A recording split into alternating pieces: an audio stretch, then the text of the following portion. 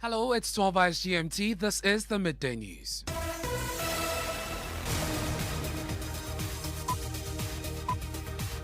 The news is live on Joy99.7 FM in Accra. We're also live in Kumasi on Love 99.5 FM. On Facebook, we're streaming live and over 30 affiliates across Ghana's 16 regions, including Laura FM, Laura, A1 Radio in Bolgatanga, Sky FM in Sunyane, and Victory FM Aplau. Go digital on Spotify and the MindJoy online app. And coming up, Elembele MP Manu Amakofibua charged with careless and inconsiderate driving. We'll hear from the police on this matter. Also, lawyer for Fix the Country convener Oliver Baka-Vomawo filed an application for bail at the High Court. We'll tell you more. And residents of lament the failure by government to rebuild the La General Hospital more than 2 years after it was demolished for work to commence. I'm happy to be here in Labadi this afternoon, cut the sword for the commencement of work for the redevelopment of the La General Hospital. The pain and agony people are passing through to access health care is terrible.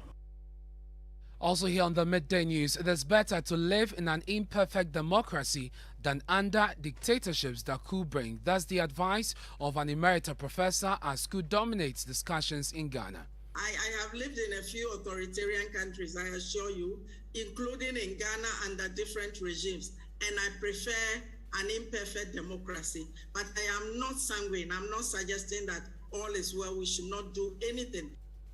Still ahead, President Akufo-Addo insists the phenomenon of coups has not brought the African continent the progress it should have. We have to insist on good governance. We have to insist on democratic responsibility on our continent. We have seen what the eras of coups and military intervention did on our continent. Later here on the Midday News, violence, mistrust and court injunctions characterized the governing NPP's polling station elections. It was not only shocking but unbelievable. The acting chairman was heard on saying elections had been conducted in the constituency. The exercise began at 7 a.m. and ended by 7:22. They want to cheat Bantama, and if Bantama falls, then people will fall. The party leadership is unhappy with the development and is warning disaffection for the party if not checked. We'll hear from the Deputy General Secretary here on the Midday News. Coming up in sport. We need a strong, vibrant league. This is a message from Akufo-Addo to Ghana League Clubs Association as he set to grace tonight's President Cup. And later, some parents vow to ensure their children are able to speak and understand their local dialect, which they claim has been defined as lesser known.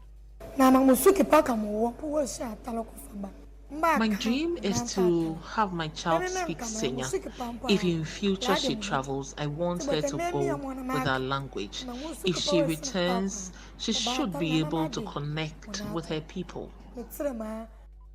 We'll get the perspective of a linguist as we tell you about the Senya language, one of Ghana's oldest languages in our Ghana Man series. We have details of these stories and more in this half-hour package. Please stay with us.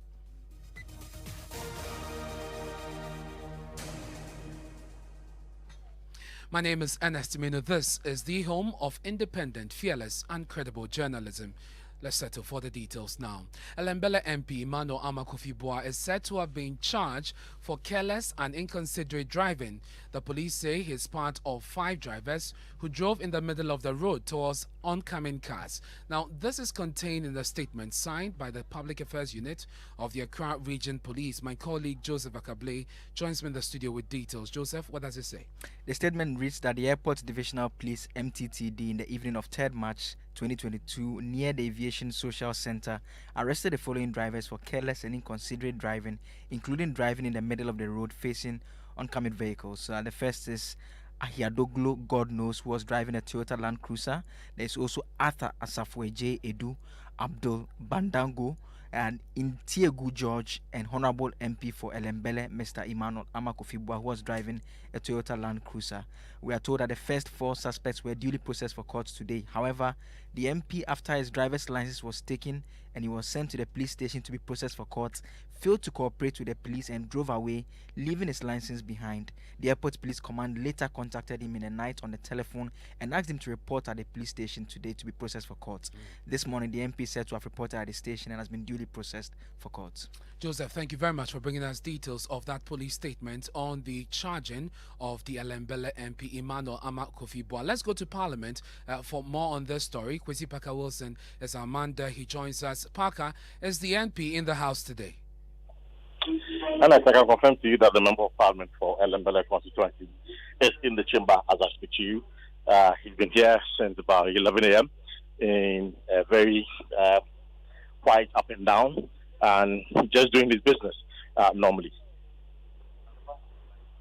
And Parker, can you tell us if this issue of his arrest has come up in Parliament today? Not yet. No member has raised the issue on the floor of the House this morning.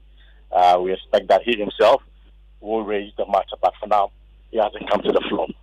And whilst we talk about roads, the roads minister, we understand, is in the House and has been responding to questions about government's decision to abolish road tolls. Bring us up to speed. Yes, the road minister has been here this morning answering some urgent questions from the ranking member on the roads committee, Kwame Boja, and he has said that since the cessation of the road toll, there hasn't been any loss to the state and to government, of course, the ministry. And he maintained that government has put in a number of measures to ensure that they generate revenue, including the approval of the ERA. But I must say that the minority, the NDC, is not happy with the answers put together by the minister. There are in total 38 toll stations across the country. There has been no loss of revenue to the Ministry of Roads and Highways since the cessation of the correction of road tolls. After the presentation of the 2022 budget statement and economic policy of government by the Minister of Finance on 17th November 2020, most road users refused to pay road tolls at all the locations throughout the country. During that period, there was confusion between road users and the correctors. Mr. Speaker, in order to save lives and property at the toll locations, a directive was issued for the present suspension of the correction of the tolls, and there will be no revenue in 2022. That's the Roads and Highways Minister, Kwesi Amoakwata. Now, lawyers for the Fix the Country movement convener, Oliver Barker-Vormawor, have filed an application for bail at the Tema High Court. This comes days after the Supreme Court struck out a case filed by the lawyers and questioned why they were not taking the more pragmatic step of seeking bail. The youth activist was arrested at the Kotoka International Airport on February 11 and has since been slapped with the charge of treason felony by state prosecutors at the Ashaman District Court. Court correspondent Joseph Akable is still with me in the studio. Joseph, we know he had made 3 different requests but had been advised to file for bail. What has changed this time around? And so, yes, the first request was at the Ashaman District Court. The court informed the lawyers that they don't have the mandate to grant such a request. Instead of filing for bail at the High Court, as had been advised, they rather filed a habeas corpus application saying that his detention was wrongful and should be produced before the courts. The court denied or declined that particular request. They then filed an application at the Supreme Court seeking to set aside the decision of the High Court to decline that request. The Supreme Court again raised issues about the process and said they were engaged in an intellectual exercise. This morning, the Fix the Country movement has issued a statement, and in the statement, they explained that he has taken the decision that he's going to allow for the bail application to be filed and has signed an affidavit.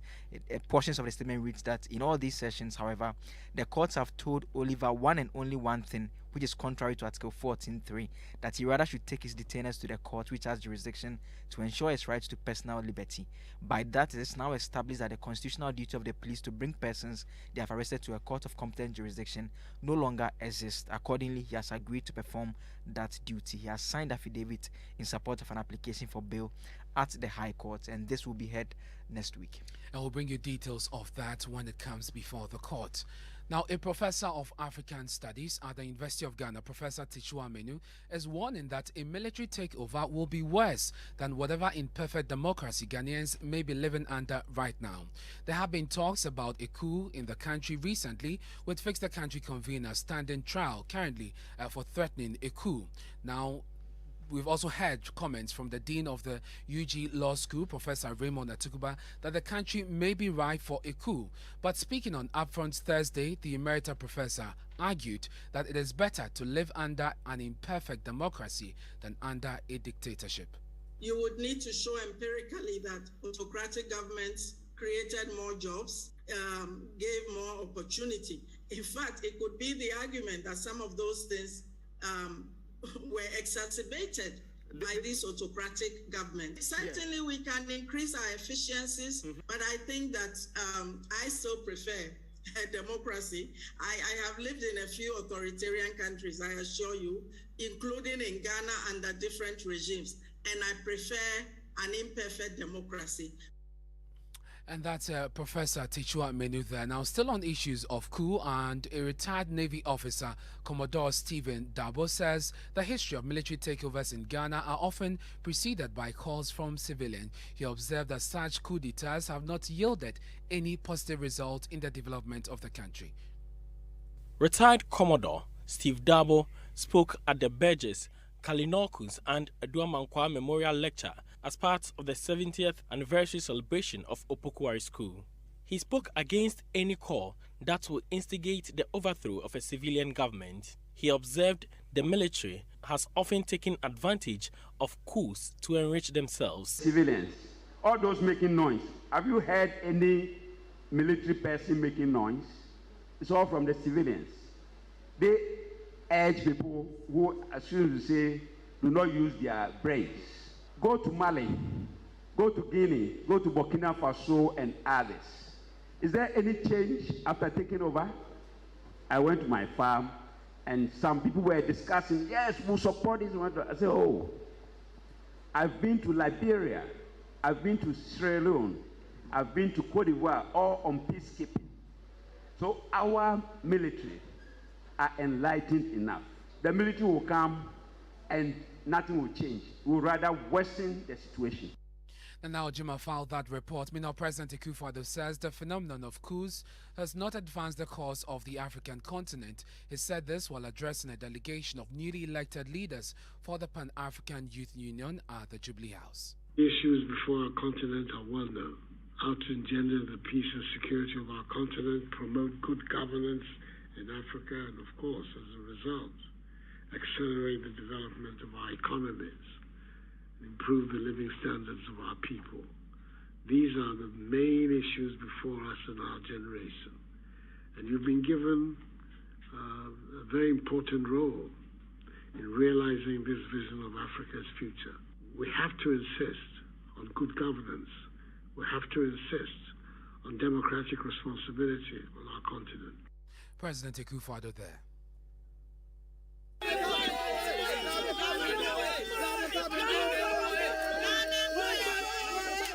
The will of some residents of La, led by their MP Rita Na Odole Soa, the residents are lamenting the failure of government to rebuild the La General Hospital more than 2 years after it was demolished and sought carts for work to commence. The facility, which was serving those in the catchment area, was razed down amidst claims it was in a dilapidated condition.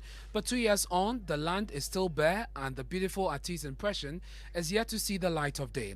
We'll hear from the residents shortly, but here's an earlier report filed by my colleague Manu, in which the people blame the absence of a proper health facility in the area for what they describe as needless deaths. I'm happy to be here in Labadi this afternoon to cut the sword for the commencement of work for the redevelopment of the La General Hospital. President Akufo-Addo speaking at a ceremony on August 10, 2020, to cut sword for the reconstruction of the La General Hospital.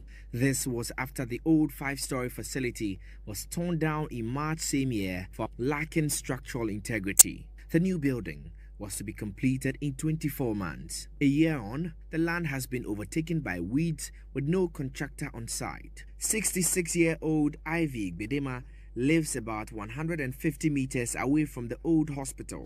Last 2 months, my sister died. She have a heart problem and she's diabetic. When we went to police hospital, they said there's no bed. So she has to be going every day to take her drips. Last minute when we went, she took the drip. And when she came in the midnight around 2 o'clock, something happened when we took her to police hospital.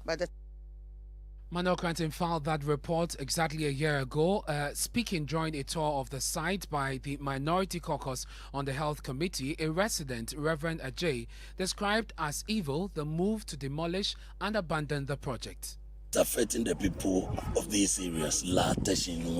We are crowded in a small area inside Labadi called Latin radio station area. And when you go there, the deplorable state in which the places and the pain and agony people are passing through to access healthcare is terrible, but people are happy with it. I've done some assessment and I realized that areas where this government have no, let me say, MP, they don't take things seriously. Yes, since La is in the hands of NDC, there's no way they will come and do this in here. So you think that it's a total neglect from the government? Total neglect is political, highly political. But the government... A whole hospital, look at the land. So was it prudent for government to have demolished this? Or, devilish and demonic. That's Reverend Ajay there speaking on behalf of residents. Let's go live. Kwesi Parker Wilson joins us back on the line. Parker, you've been touring with the committee this morning. The ranking member who is leading the caucus on this tour spoke to you. What did he say? Well, according to him, government came to Parliament to approve the loan facility for the reconstruction of this hospital. 2 years on, they're not seeing anything. His only suspicion is that government may have misapplied the funds. The very facility that saw 2 years ago is still a park. And the people of land deserve better than this. I mean, a facility which cost about 68 million euros, and you have only one trip of sand on the site. You have only one trip of gravels on the site. What at all shows that the contractor is even serious and is about even. From all indications, work is not going to commence any moment now. From all indications. And you had the ranking member on the Health Committee of Parliament, Kwabena Menta Akando. The Northern Regional Police Commander, COP Timothy Osabonga, says it will soon conclude investigations into the Lamishegu shooting incident where one Abdul Hakim Yakubu lost his life and several others injured. Last month, some residents clashed with policemen who were pursuing a suspect who had sought refuge at the Lamishe Nas Palace to avoid arrest. After nearly 3 weeks, the police say the investigation team dispatched to look into the incident is nearly done with its investigations. Martina Bugri was at that briefing by the police and joins us on the line with more. Martina, we heard that the police has remanded one of the officers into custody. Bring us up to speed on that. Yes, Ernest. We were told at the meeting that the criminal aspect is being pursued, and then they are also pursuing the professional aspect. The regional police commander said a team of ballistic experts and crime scene experts were in the area to investigate and help with the criminal prosecution. On the Lamashegu police station and all the shootings, it came out that we had lost somebody. Life has been lost. So if life has been lost, then it is something that will not be taken lightly. The IGP also sent that there is a professional standards officials or officers to investigate the professional conduct aspect, which will result in the departmental disciplinary action of the officers who were involved. So that is where we are now. Our overall policy. Everything is almost done. It's just there with the final seal of their civil inquiry, which we are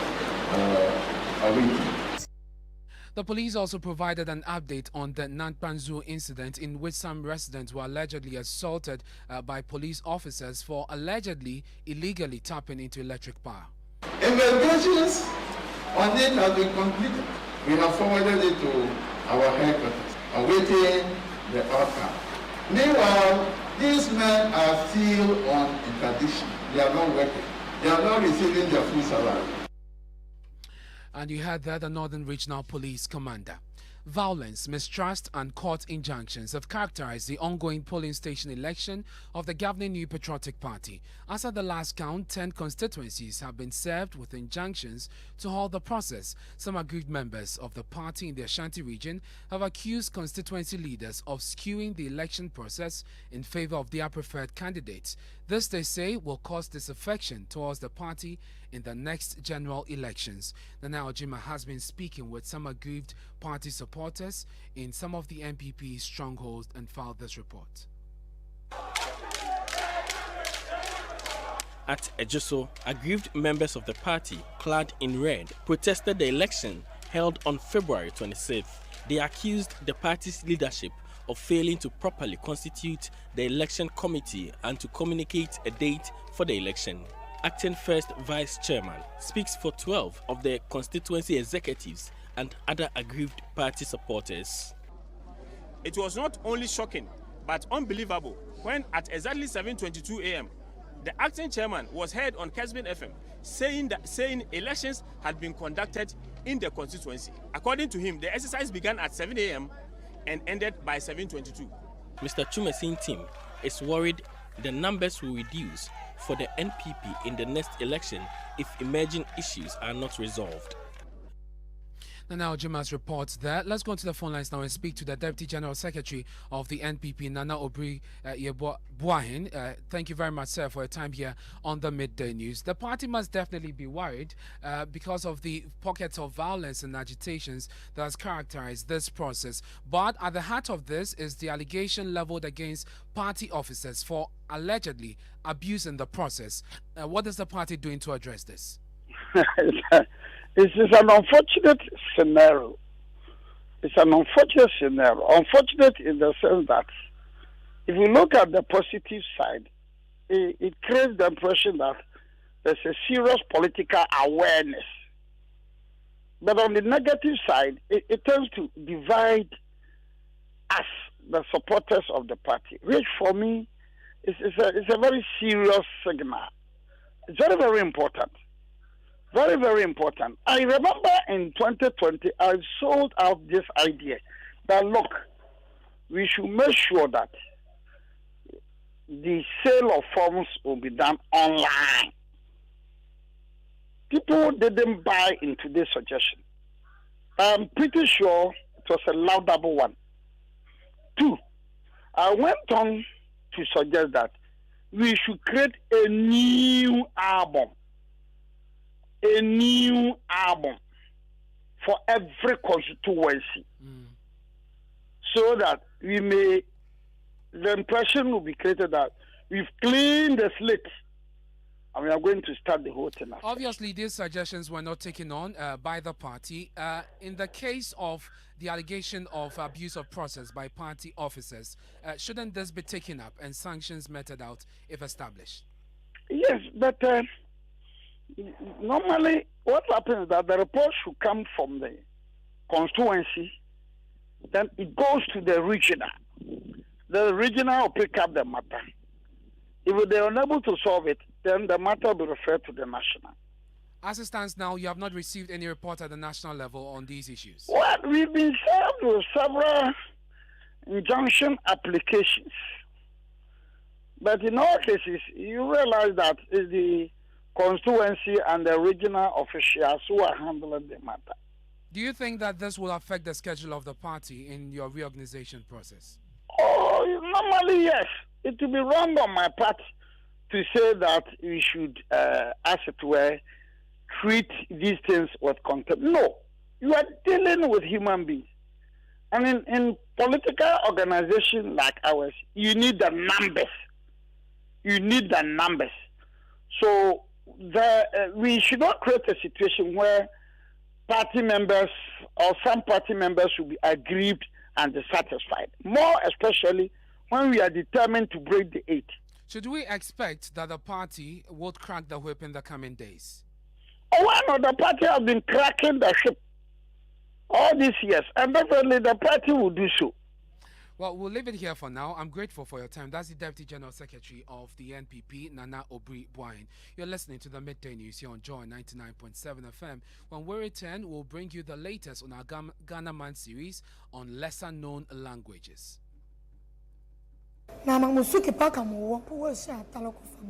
My dream is to have my child speak Senya. If in future she travels, I want her to go with our language.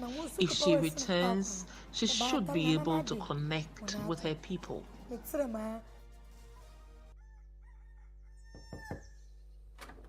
Hey, Evokoko, what brings you to my house this early morning? I hope all is well. All is never well with me, Onikbakbo. After paying 3 times for the land for my project, the construction workers are now giving me wahala. From material overestimation to small stealing. I am tired. I told you so, Evokoko. It's all because you are trying to become builders when you're corporate workers and business people. Edlum has products tailored to meet your needs. Villas 3 at Amrahia, where there are finished homes, convenient. Also at Amrahia, where it's contemporary but super affordable apartments. Prices start from $35,000. And the Avant-Garde, located in Adjurigano, which has sleek luxury apartments. For more information, please visit edlumhousing.com or simply call 0270-166-166. Edlum Housing, where spacious homes cost less.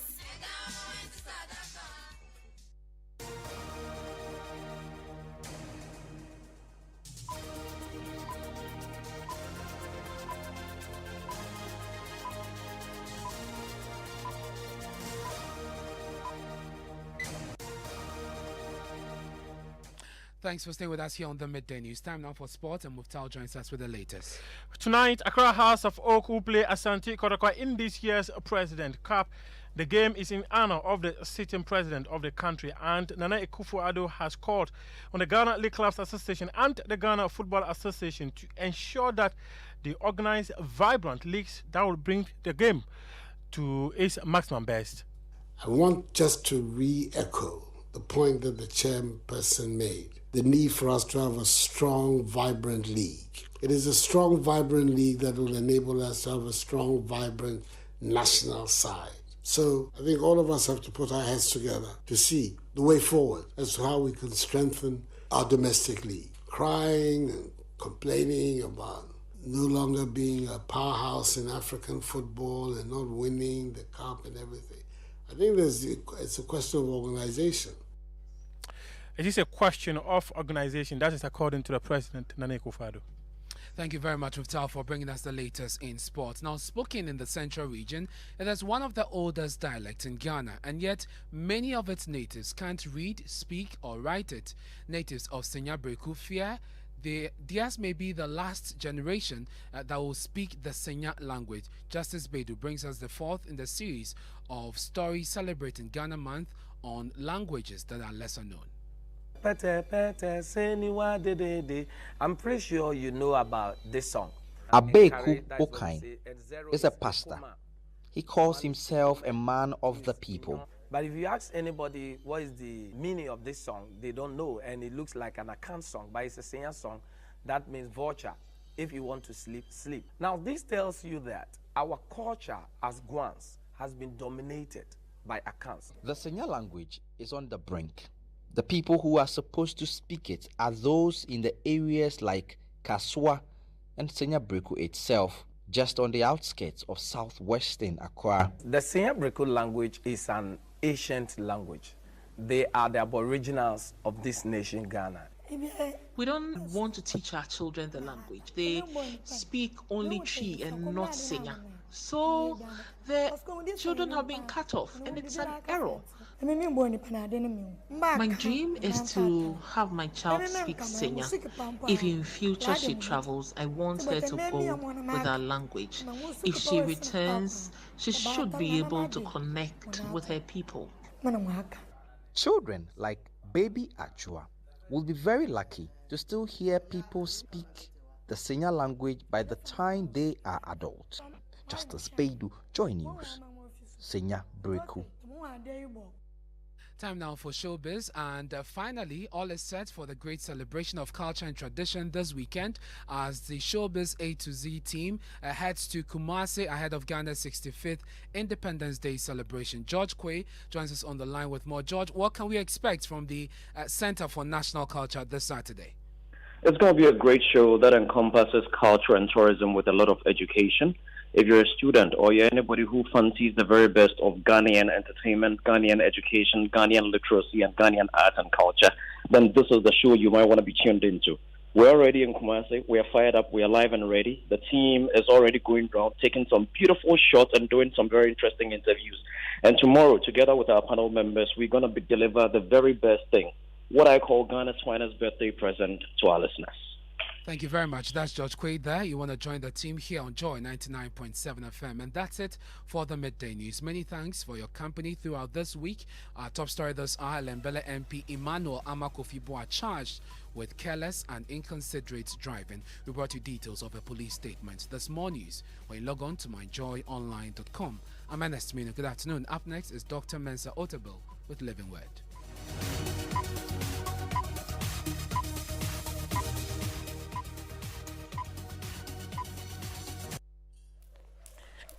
Doing doesn't daydream. Doing likes to wake up early and stay up late. When they say it can't be done, Doing finds a way. Every day, Doing just does what needs to be done. So, what are we doing today? MTN.